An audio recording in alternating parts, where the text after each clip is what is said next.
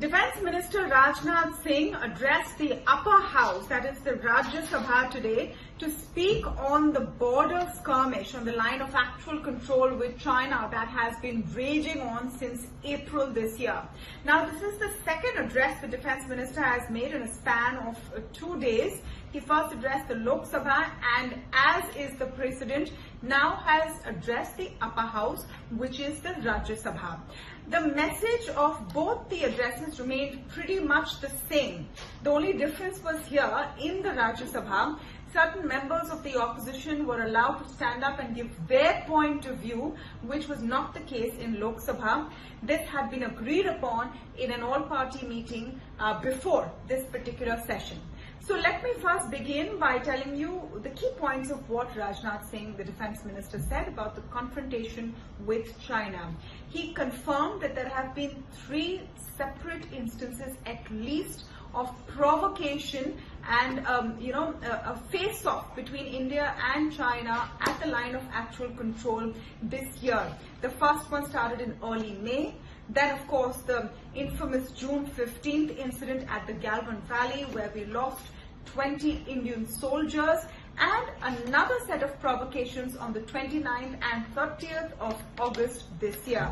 The Defence Minister made very clear that the issue is that China says something and does something else. He said it in Hindi, "Unke kathni aur karni mein bahut fark hai."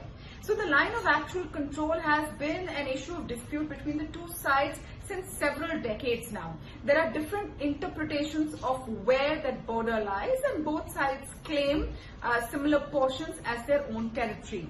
But a peace has been maintained. Indian troops have been patrolling our side of the line of actual control. This, of course, changed after the Chinese confrontation. The Defence Minister as well, what he also did very clearly was make sure that we know that Indian soldiers are equipped to handle any kind of confrontation, and all of their sacrifices were also applauded by all members of the House and the Defence Minister. Now, the key difference this time round was that opposition members stood up and said their piece as well. Let me begin with what AK Antony, the former Defence Minister and senior Congress leader, said.